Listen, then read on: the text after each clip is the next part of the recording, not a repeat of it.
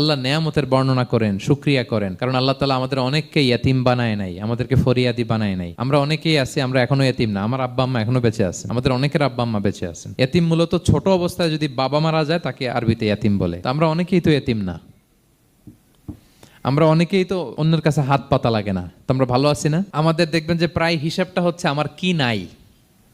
আমাদের হিসাবটা কি কি নাই, কি যে আছে এটার হিসাব করে কুলানোও যাবে না। ঠিক যেই মুহূর্তে এখানে বসে আমরা এই চমৎকার ইফতারি নিয়ে বসে আছি, ঠিক একই মুহূর্তে দেখবেন হসপিটালের আইসিইউতে শুয়ে শুয়ে কাতরাচ্ছে অনেকে। ঠিক এই মুহূর্তে কিডনি ডায়ালিসিস চলতেছে, দেখছেন? কিডনি পেশেন্ট এদিকে ছিদ্র করে ব্লাড সব বের হয়ে রিফাইনিং হয়ে আরেক দিক দিয়ে ঢুকে। ওর চিৎকার শুনলে, বার্ন ইউনিটে গেছেন কখনো?